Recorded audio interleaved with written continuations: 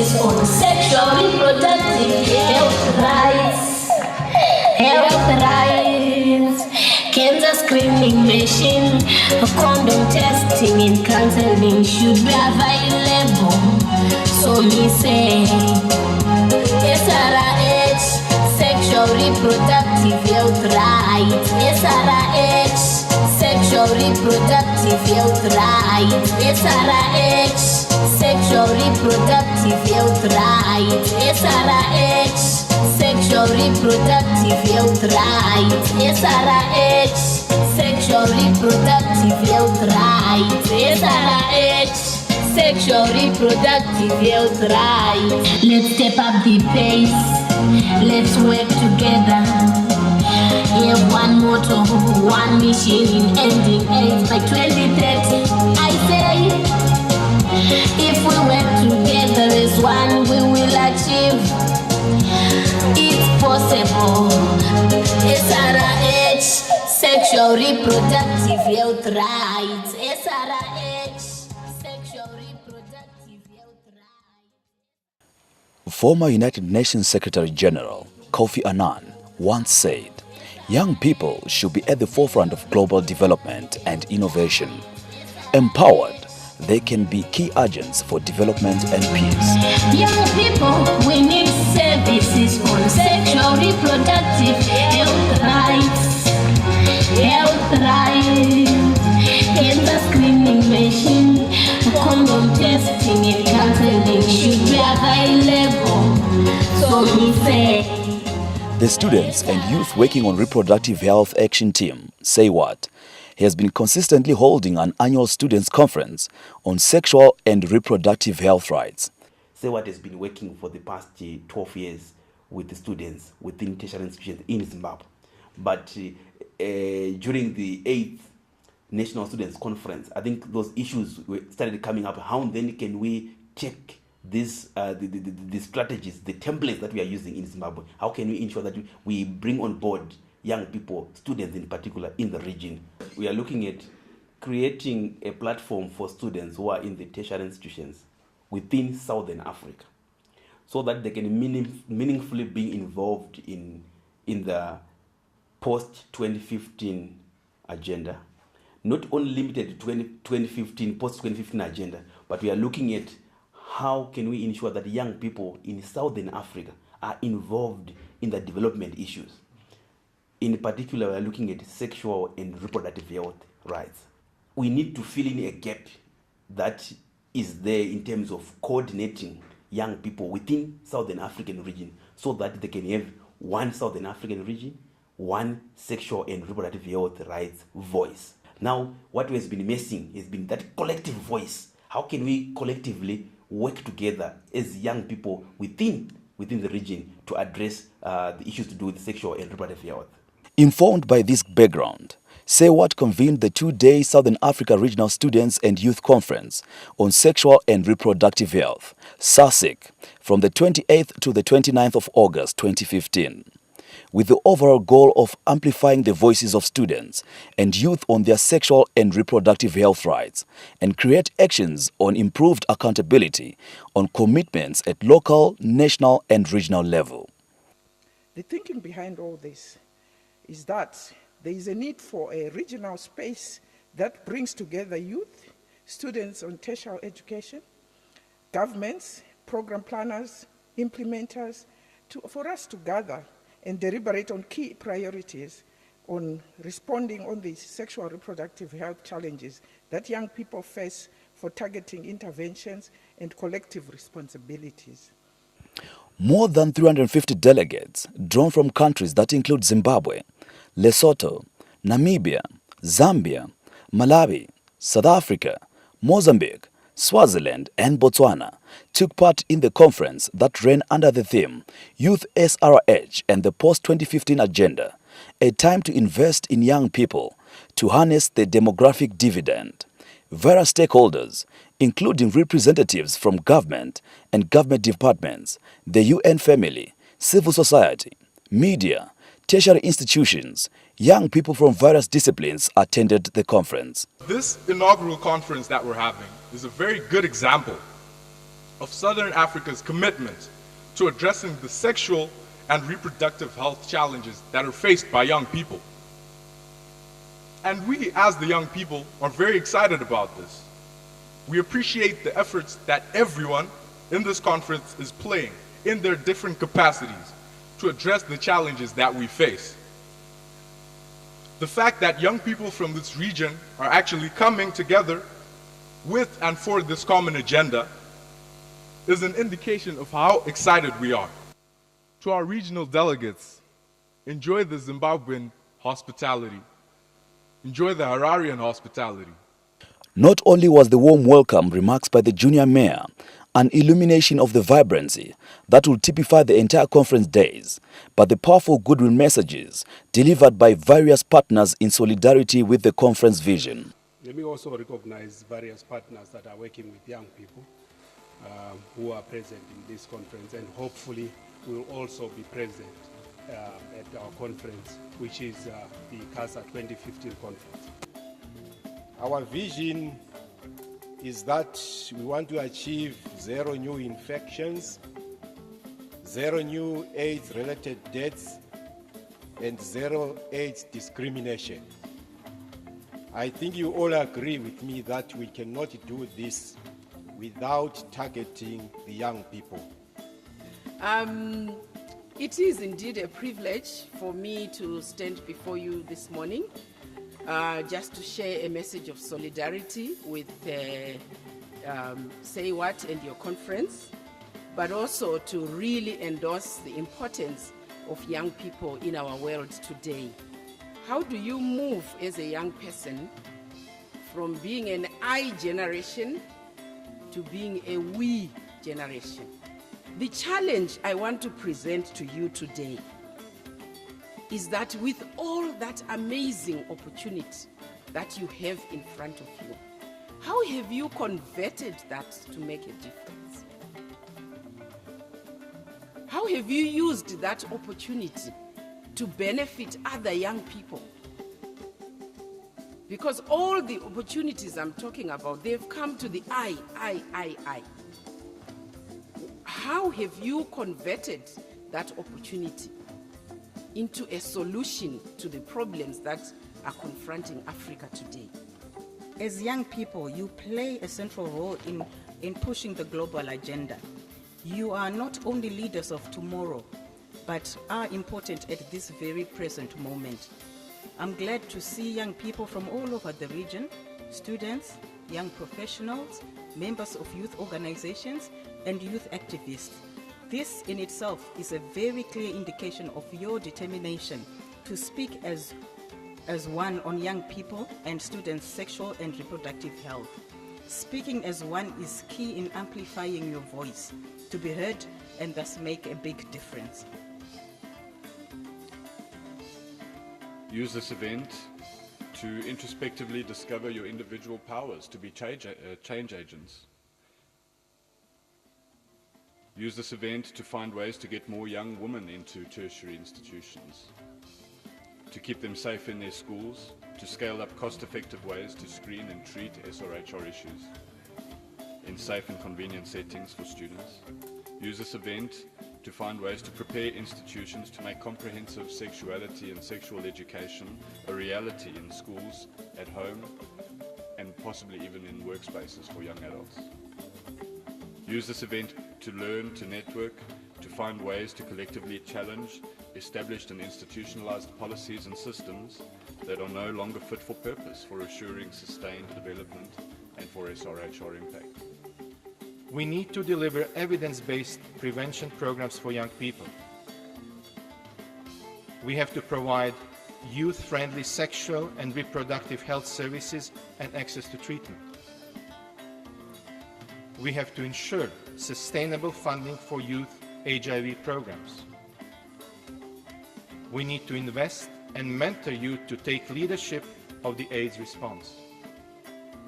We need to see an increased youth participation in decision-making, in research, planning, implementation, and an evaluation of programs. And finally, we also need to document young people's experiences to inform good practices. ladies and gentlemen, young representatives,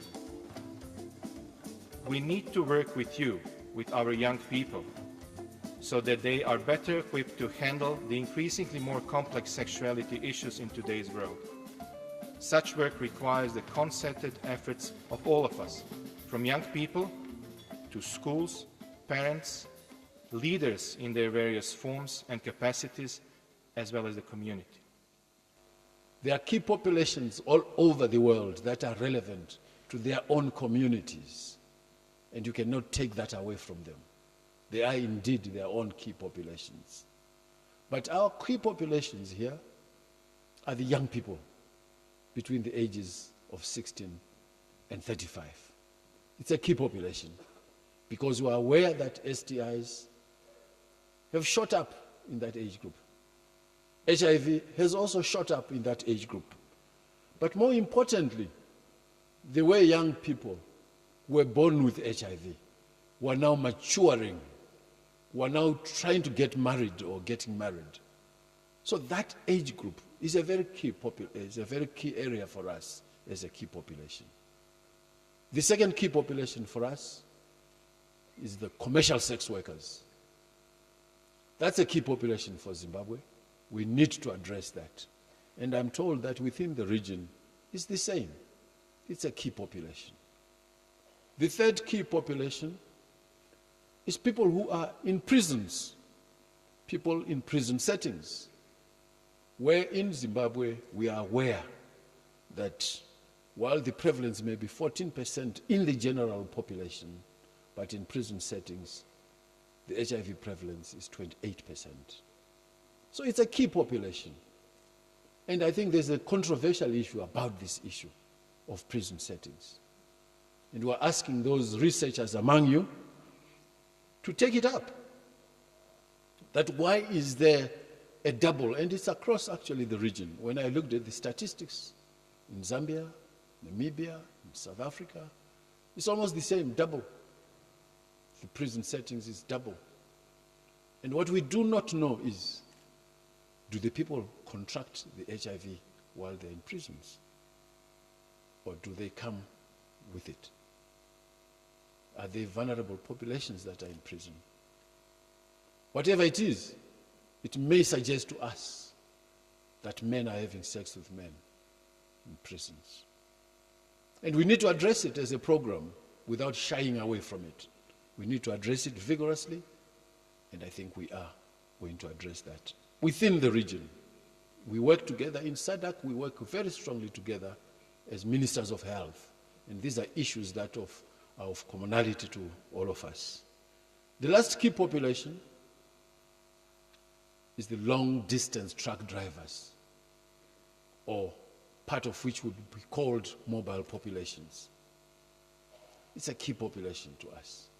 And among those are young people who do the driving, who are part of that machinery, and we need to address that. Some of them may not be in universities or institutions of higher learning, but they are young people. And I think it behoves you, yourselves, to also address that. And I'm delighted because Zimbabwe is going to host HICC, and I think that has already been mentioned to you. And we hope that you can be able to mobilize your ideas so that when HICC comes on the 29th of November to the 4th of December, you're able to put your ideas into HICC, the International Conference on AIDS and Sexually Transmitted Infections in Africa. We cannot ignore the youth bulge, the youth dividend that will come from this age group. A lot of you, as you know, the pyramid of population is just bulging with the youths. So we address the issues of the economies through you, the issues of education through you, the issues of innovation and research through you. And again, you are such a critical area now that we now really surrender to you to give us direction for the future. And you must not shy away from that responsibility that is bestowed by you, by nature, to you by nature. So you are important to us. We will always think that those who are young people, not only are they the leaders of tomorrow, but indeed they are leaders of today, and we will listen to you. So with those few words, I really wish you a fruitful conference, and I hope that you will move, like I've been briefed, from Zimbabwe to another country, so that we all share the same experiences and the same responsibilities, so that we are able to get ahead together. With those few words, I would like to officially open this very, very important workshop. I thank you. Indeed, it is time for collective reflection and analysis, a time to interrogate strategies and approaches and strengthen effective practices. One thing we need to remember is to catch young people young, before they actually enter into the age groups where risk behaviors are being practiced and so forth. So catching them young is important. We need to reach out to the most vulnerable adolescents. So that is very important. Many programs are not looking at the adolescents who are most at risk. We need to make sure that our interventions are integrated and young people receive services when they need them, as they need them. We need to address gender inequalities and make sure that our programs are not short-lived, piecemeal, small funding and so forth, but to make sure that we're able to do large-scale programs that are sustainable. And above all, we cannot say that we have now found the magic bullet. We need to keep looking, researching, checking whether what we're doing is correct, and be willing to adjust to make sure that we're reaching the right population. This reflection can never be complete without taking a look back to the progress made thus far in terms of the implementation of the resolutions made in Cairo, what is popularly known as the International Conference on Population and Development, ICPD. Equally important is the need to carry out a diagnostic analysis of the transition from MDGs to SDGs, exploring the prospects and challenges for sexual and reproductive health rights. Ladies and gentlemen, this year 2015 is the end of the lifeline of the MDGs, Millennium Development Goals, calling for the need to deliberate and discuss the post-2015 agenda.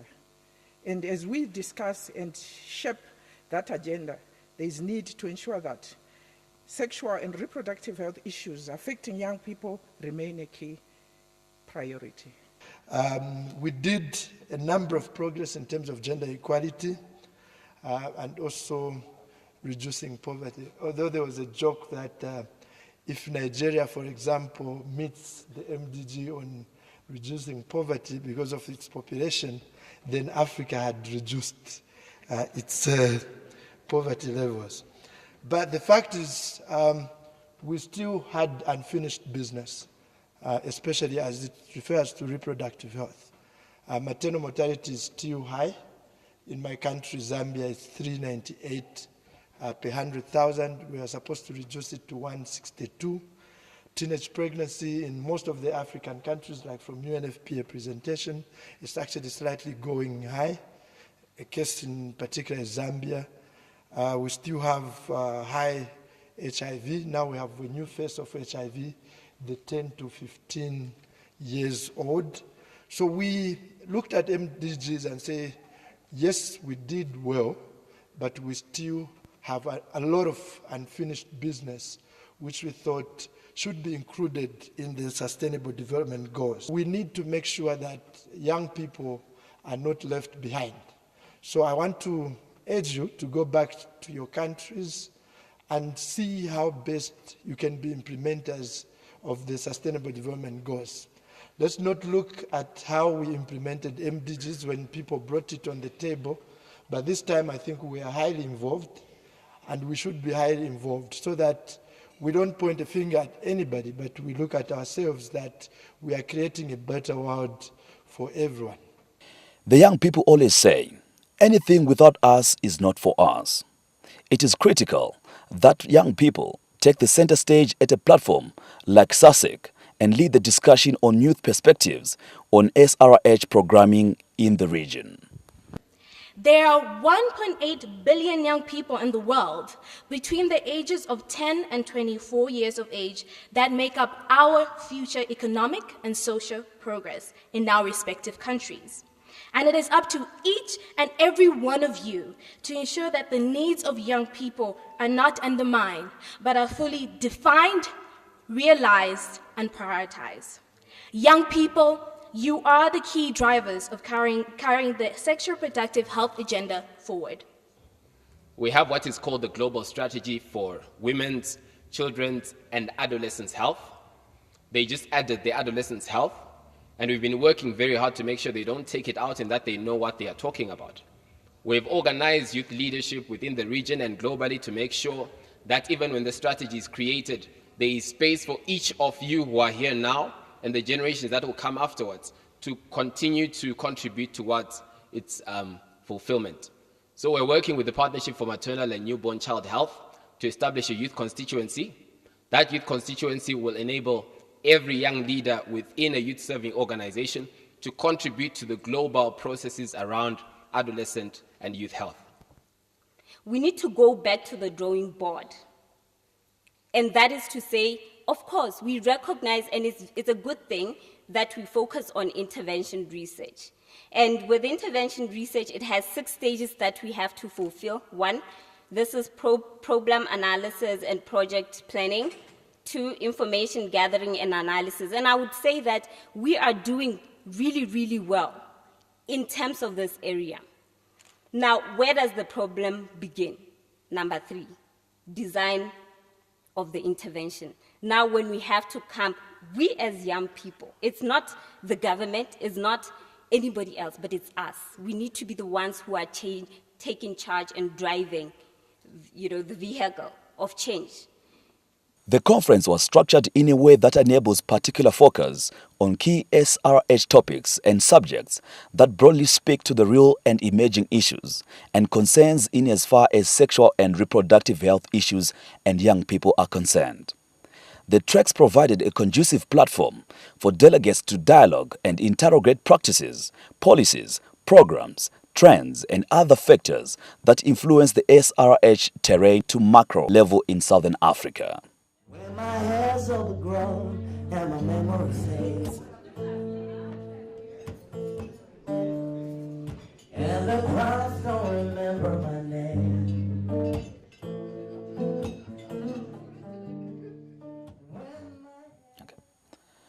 Track 1, titled Harnessing Sexual and Reproductive Health and Rights Advocacy Through Youth Leadership, was a unique platform where the track holder, SAYWHAT, managed to showcase its models of promoting youth participation and mobilization of young people through mostly edutainment and other interactive strategies. What are you looking at?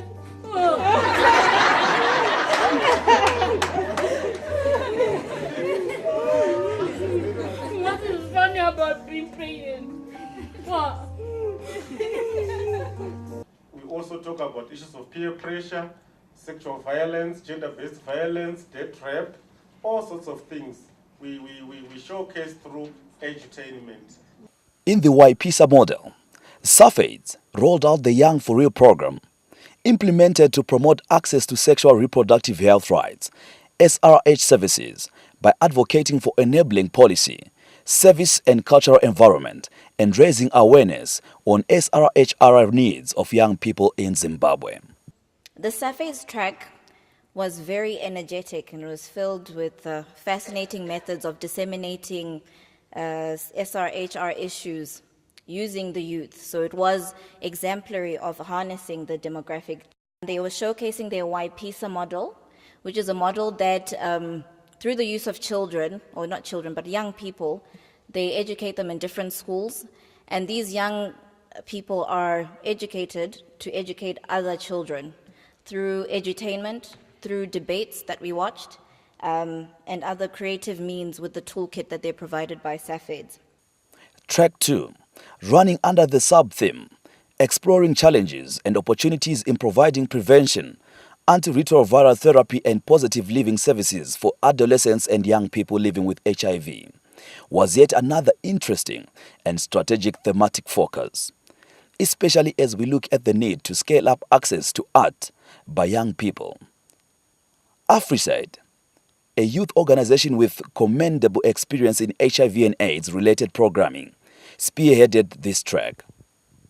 While the story of HIV in Africa, and in Southern Africa to be specific, has traditionally been that of hopelessness, death, and rather gloomy The young people in Southern Africa demonstrated that this kind of portrayal needs revision. Various interventions by partners, individuals, governments, and other community structures and groups, their efforts are bearing positive health outcomes. But of course, there are still a lot of gaps and challenges in terms of provision of art, especially to young people. The third track, led by Population Services Zimbabwe, looked at one key SRH element that remains one of the central pillars that sustain prevention mechanisms in the virus SRH response strategies, that is contraception. So controversial is this subject, especially in our rather conservative African societies, yet riddled by the reality of early sexual debut, teenage pregnancies, unplanned pregnancies, and STIs. We need to look at what is happening in the society to be able to say at which age should children access or receive contraception. This conference was no exception. Different opinions came, others agitated, the majority uncertain, while the bold would stick to their perceived correctness. It will be difficult to actually distribute or actually make students to learn about how best they can use the condom. And who is having a female condom right now, given by this partner organization? None. So I will blame you, our provider. You are the ones who are restricting the use of a female condom. A day full of thinking, a day full of activity, lessons and rich with content came to an end, bracing the delegates for the second day of Sarsyc.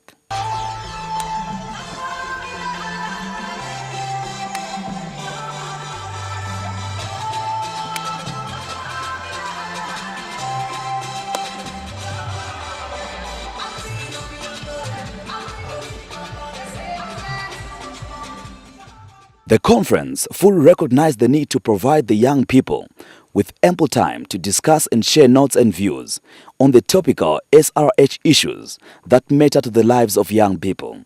The second day of Sarsyc started with such a platform. I was very happy when I came into this conference because I saw a number of people living with disability. But especially in my country, what happens is when we ask in the conferences that we attend, where are the people living with disabilities? They tell us there is a trend of information you have to provide for them. There are a lot of logistics you have to go through in order to be able to invite them, in order to get them. I'm not too sure if it's true that way, but if it's true, I would suggest that their offices should try and eliminate and try and see, because these people are losing the information. We are saying youth have a right to access information, but they are losing the information because of the logistics, the trend of logistics that we have to follow.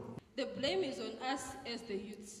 Can you believe this morning when I was coming here, I was in a commuter, whatever, minibus, and there were two teenagers, I guess, who were in the streets hugging and kissing, tongue kissing in the streets. What are we doing as the youths? We have been talking as young people. We are still talking. I would like to challenge every one of us in here. You asked about if we protected ourselves yesterday. Yes. Nobody said anything. But we say we are leaders, we are advocates. We want other young people to use condoms, to use contraceptives. But what about us? Can any one of you stand up and tell me that I use condoms, I'm sexually active in here, or I use contraceptives?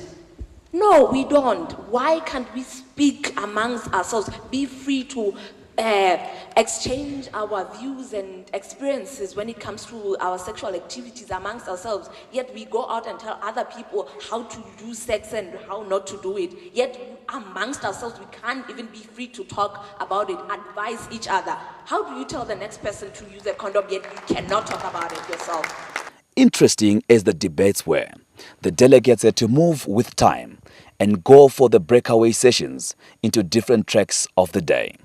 The fourth track was led by National AIDS Council in Zimbabwe under the Young People's Network on Sexual and Reproductive Health Rights, HIV and AIDS. A body of dynamic young people from across all provinces in Zimbabwe, taking a lead in addressing the SRH challenges of young people. These young people's track, accessing SRH-related programs and interventions targeting young people with different impairments of a physical, sensory and mental nature, yet inclusivity as its key agenda for the conference. National AIDS Council and UNFPA support the Young People's Network in collaboration with the Ministry of Health and Child Welfare, the Ministry of Youth Development, Indigenization and Empowerment, and other stakeholders. There is wide evidence, documented through research and experiences, that young people with disabilities are often forgotten, yet they are among the group of young people most affected. Then there is multiple disabilities.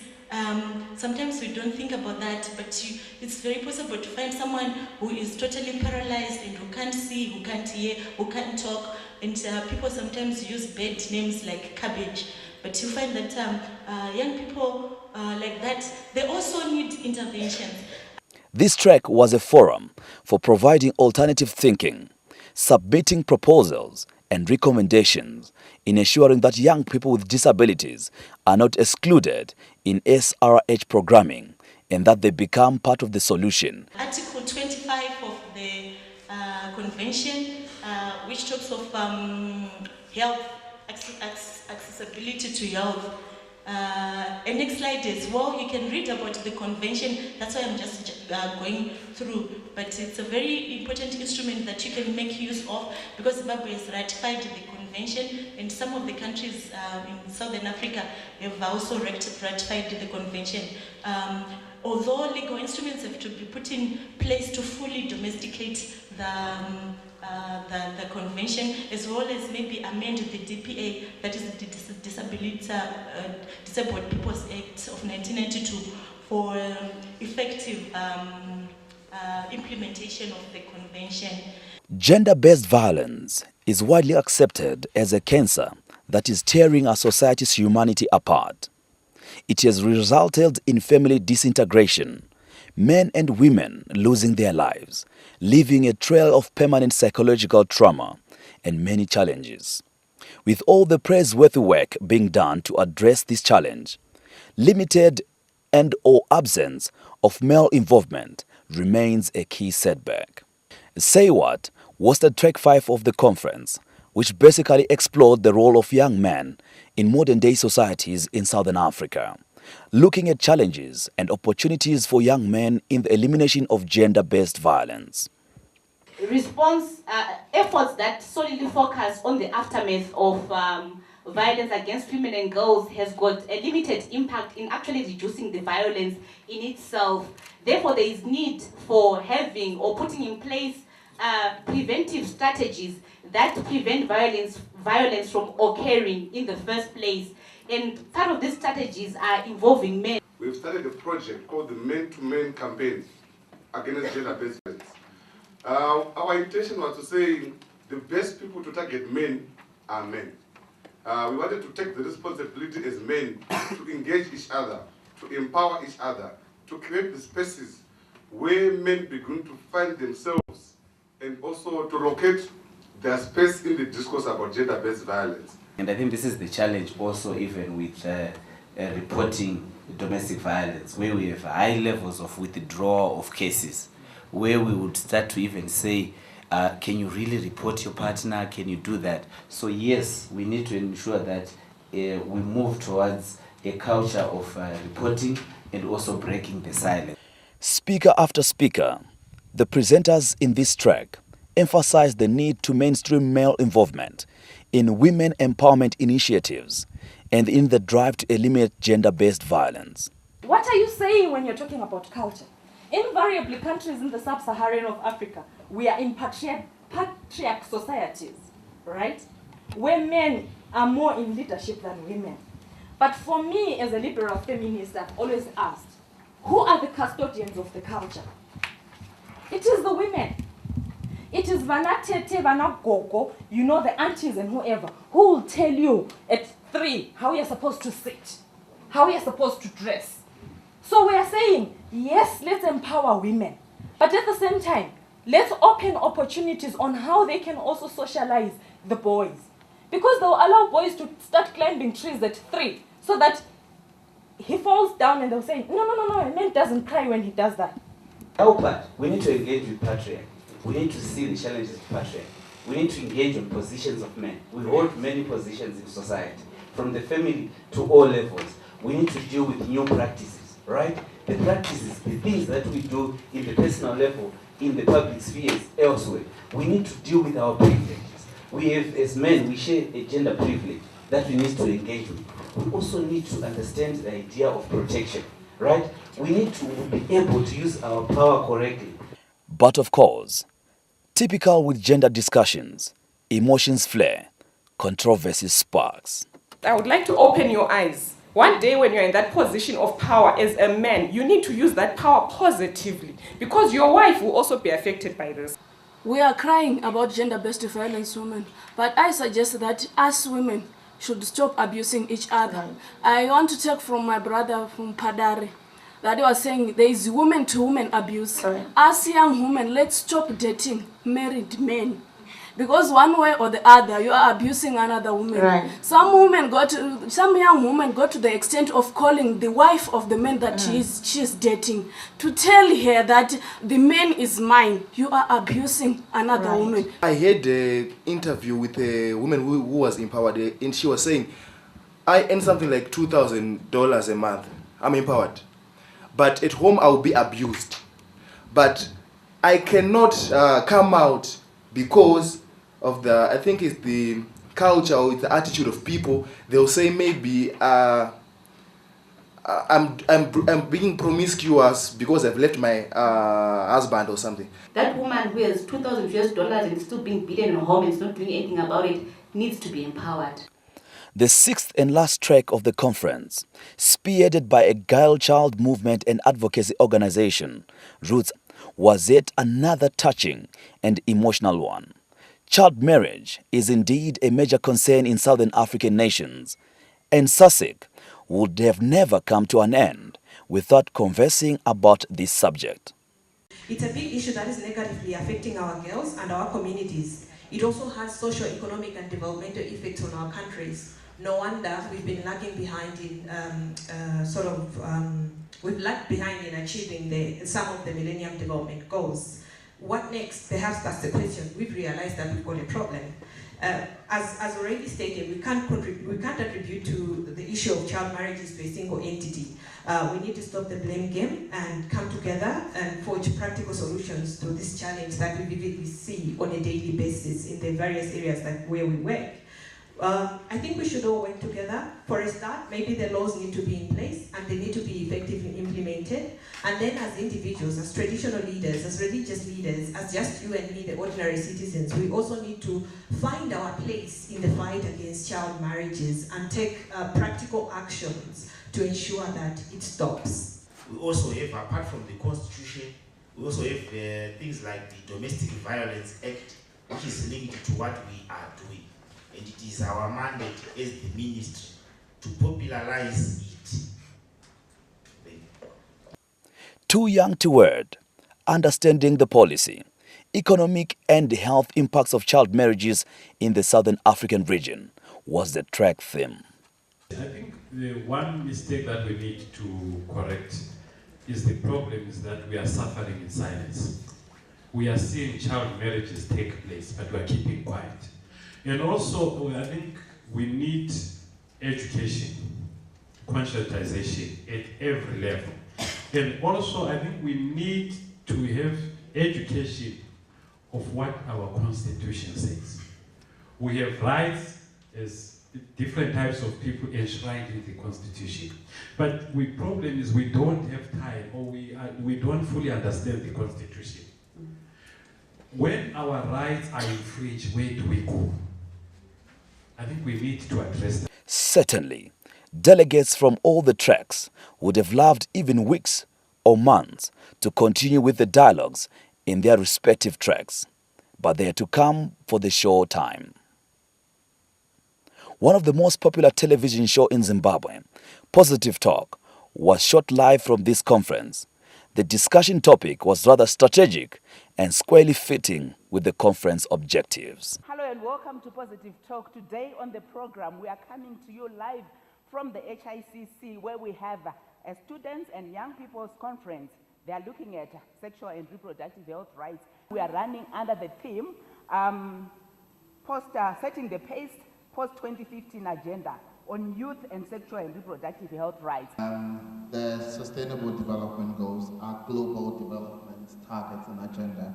They are not national, they're global. And so beyond when they are passed in September, now countries have to pick the goals and decide how do these apply to our specific context. As Parliament, we first had, or they did not even represent the goals. There was a mention of the September meeting at a Inyanga meeting workshop for parliamentarians by the PEMSEC of Foreign Affairs. And then we told him not to talk any further about it because we don't know anything about it. We said we don't know, go back and consult with those you've been consulting. As a nation, I don't think we have done a good job. And you as our knowledge givers have not done your job. Not only to parliamentarians, even to the youth. This is why you see everybody sitting here and looking at you and say, okay, what is SDG? And you guys are going to age out of these structures and you're going to be the next MPs, but also we're the ones tasked to implement this post-2015 agenda. So we call on you to see us as partners, not as enemies and other negative individuals, but as partners in this development. You know, in order to achieve radical change, you need to have a radical shift in mindset.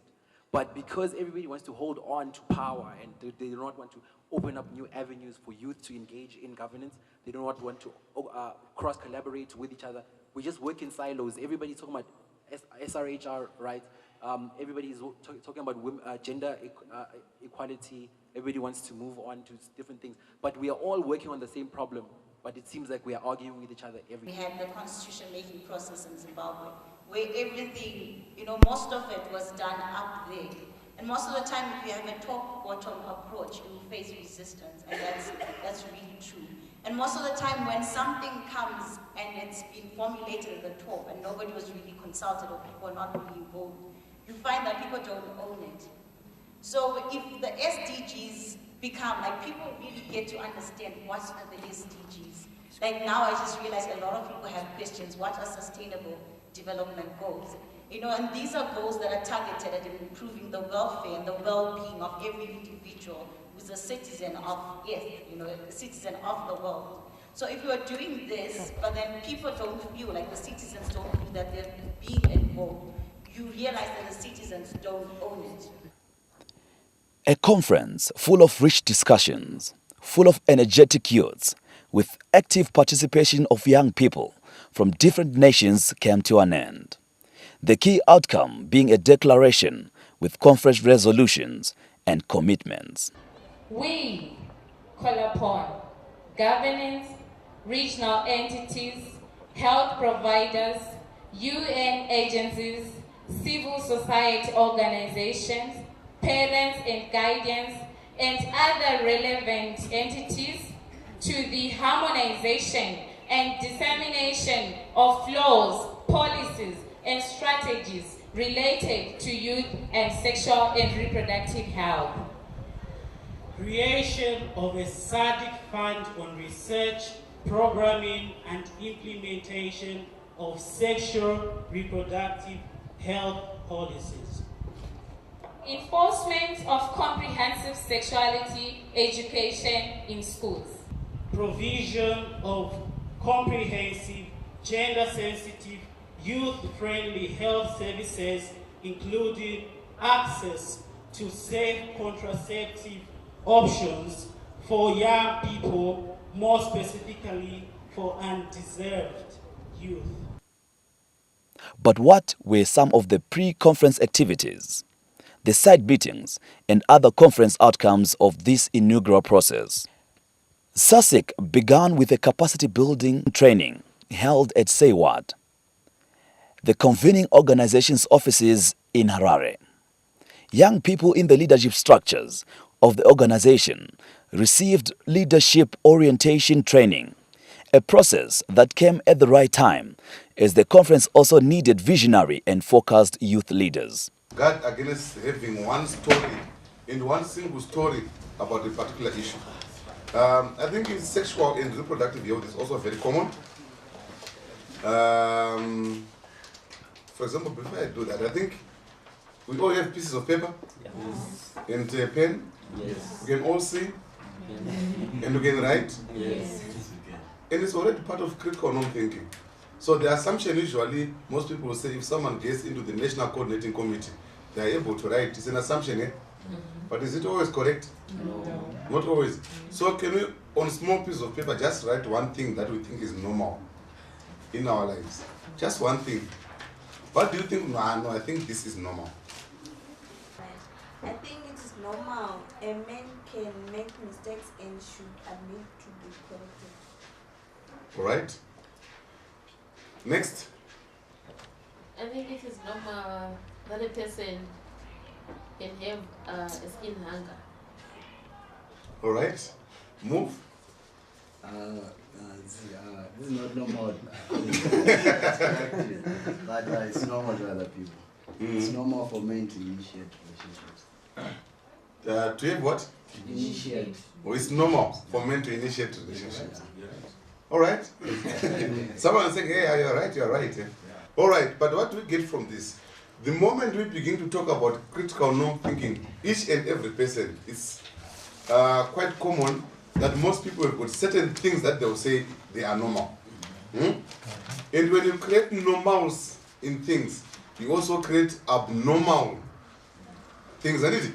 So, for example, a woman who then proposes, a man becomes abnormal to a person who thinks that it's normal that a man should initiate a relationship. You're getting it? Yes. So it becomes abnormal for someone who will never get angry. So what type of a person will never get angry? That person becomes abnormal. To a person who normalizes at some point, that at some point you should actually bottle up and then burst or things like that. So if you're talking about critical non-thinking, it's a strategy, subconscious strategy that you should have to challenge things that you say normal. Perhaps the major pre-conference highlight was the Imagined Futures essay and debate competition. We have been having what we call the Imagined Futures conference over the past maybe 5 or 6 or more years in the past.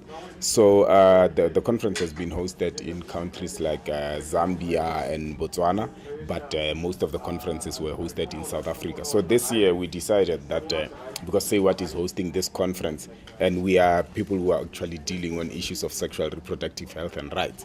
So it would be a great idea to take the debate under the Future Leaders Academy to bring it to Zimbabwe so that it can be an activity as a pre-conference activity, you know, for people to start deliberations today before the main conference tomorrow. This debate brought students from various tertiary institutions in Southern Africa to debate on SRH issues. Civil societies continue to play a more stable role in promoting and protecting human rights and allowing citizens to hold their governments to account. This means it is up to the civil societies and us all in here today to redefine socialization and transform our democracies using sexual health education. We must now begin by understanding who we are. My fellow comrade talked about the issue of women and girls being the most vulnerable groups. I'd like to pose the question and say, how would you reflect when I say the disabled community is actually the most vulnerable to HIV and AIDS? You mentioned in your presentation that the adolescents now are able to access sexual reproductive health programs like family planning, condom, and the adolescence starts from the very early age. You mentioned about 12 years old is not the year for making decision. I did not really understand where the age limit stops, because the 12 years old these days, even a 10 years old can be of age and they will need a family planning pill. So I don't know how that is being incorporated in giving them the right to access the sexual reproductive services like family planning.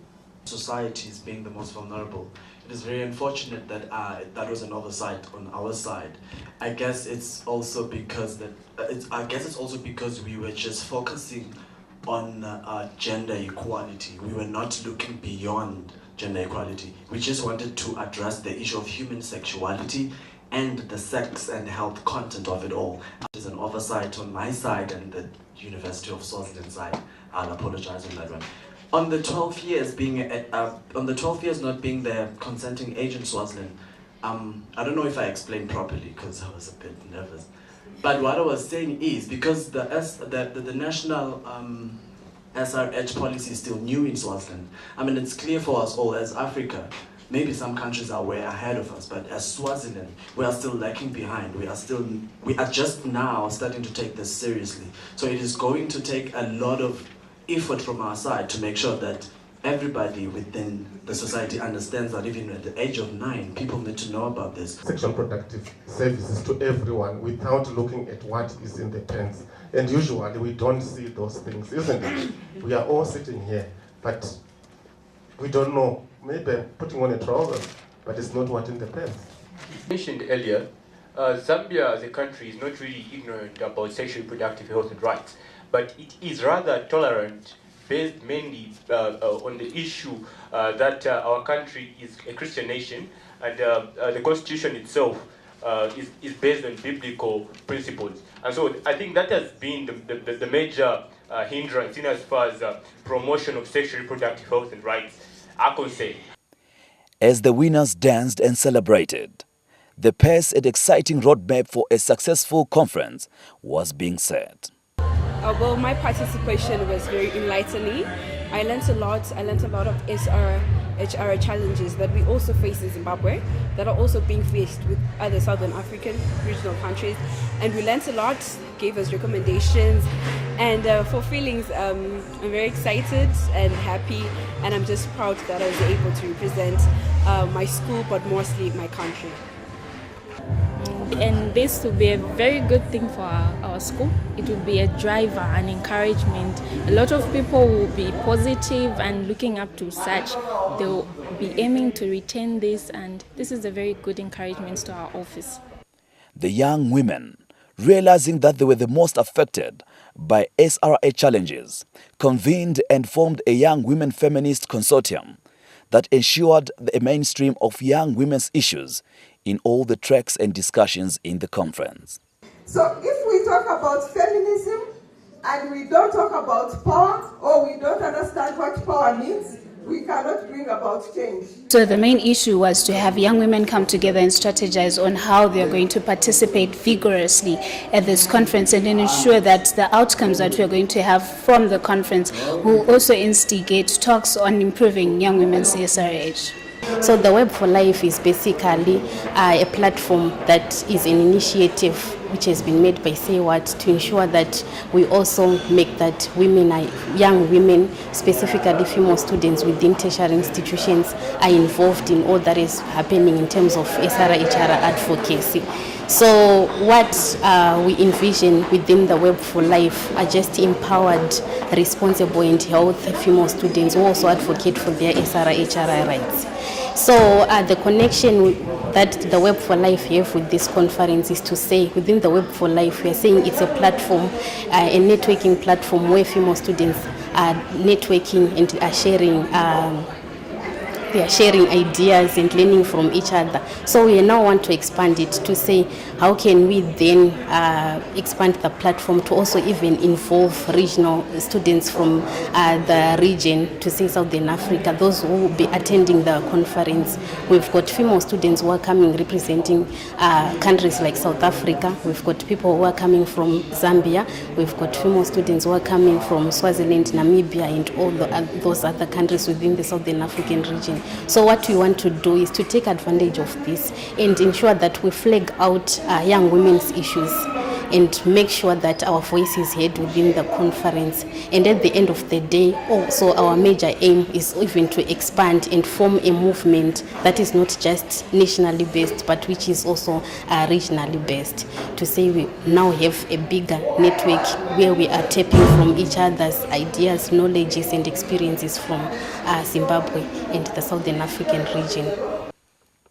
Indeed, Sarsyc will go down in memory as the conference that saw the launch of the Regional Web for Life network at a colorful evening event that saw young women from Southern Africa combining efforts and thoughts to come up with regional young women's movement that can champion for the cause of young women in all matters related to their sexual and reproductive health.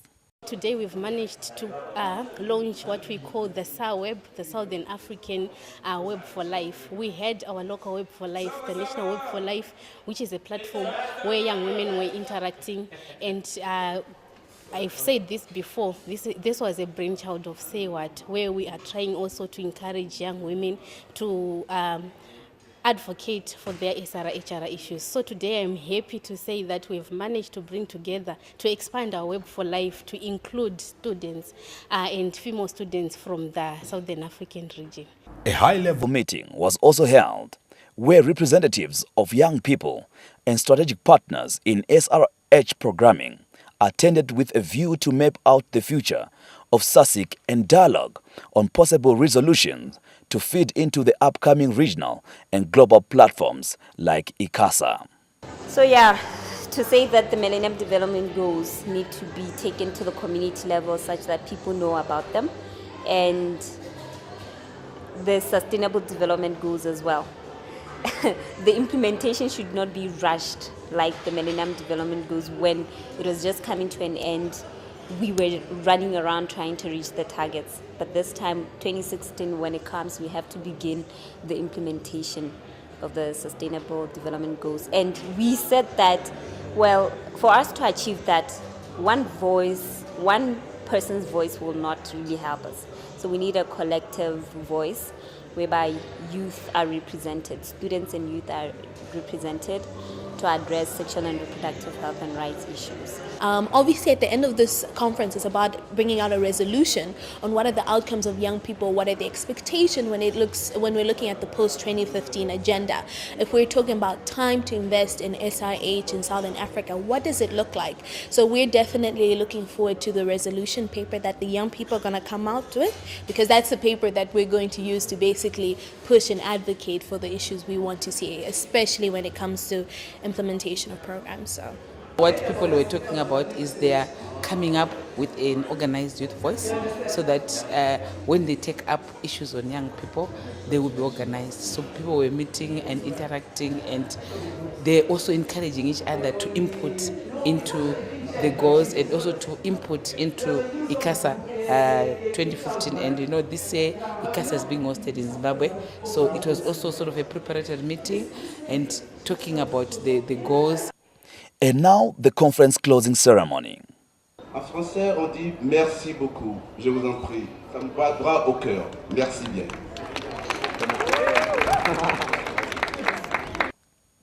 The declaration had young people-centered resolutions and issues that were a reflection of the major issues highlighted during the conference. It is also a solution-centered document that captures the views and aspirations of young people beyond Sarsyc 2015. With the declaration handed over to the HICC president, the young people had all the smiles on their faces, knowing they had become part of history makers, cadres who contributed to the discourse of SRH in the region. The Sarsyc conference has been really good. I've enjoyed it. This is the inaugural conference, which means there's a lot more we can expect from SAYWHAT as an organization and from the young leaders who came together for this first step within Southern Africa. Here in Zimbabwe, at this conference, I would say it hasn't been a waste. Actually, it's been so beneficial. I'll take a lot back to Zambia, and I would urge if a lot of such exchange programs could take place and happen, it would be a good thing. I think that this conference has been really, really good. It's always great to have students come together outside of their curriculum curricular activities to get to discuss some of these issues that are more relevant to their development as well. And this platform bringing together young people from all across Southern Africa, especially from rural communities where they are usually not reached, is also very, very important. And so I'm just hoping that the outcome document is going to feed into the main conference outcome for ICASA 2015, and then following on from there, we will take the discussions forward. Our responsibility as a ministry is we are currently the chair of the National Adolescent Sexual and Reproductive Health Coordination Forum. So my participation in this conference was basically to network, learn new things from the young people, not from only the country Zimbabwe, but also from other countries in the SADC. The reason why this conference is very important to us as ministry is as a country, we are also implementing other regional commitments like the Safeguard Young People program, which is also being implemented in the 8 countries that are participating here. So it provided an opportunity for us to learn and engage with young people from other countries in terms of what are they doing, and also position us as a country in terms of what we can do as a country in terms of providing reproductive health services to our young people. It was quite exciting to see all the young people in Southern Africa. We have been actively involved in responding to some development issues in general, sexual and reproductive health in particular. All of them were in one place. And these young people again shared a lot of insights, reflected on the challenges that are being faced in the region, and collectively came up with a consensus that there is need of this platform. This platform is very necessary. And as such, the Southern African Regional Student and Youth Conference is going to be there for a long time to come. And I'm sure the second edition is going to be in 2017. And this is going to be biannually. So in 2017, we are going to have the second edition, which certainly is not going to be hosted in Zimbabwe, but will be hosted by any other country within the region. Another day comes to an end in Zimbabwe. It ended with hashtag Sarsyc 2015. I can confirm that the conference went on very well. The team really put up a very fantastic work to ensure that the conference is done according to the plan. The delegates came as was also planned. All the presenters came and also did very well.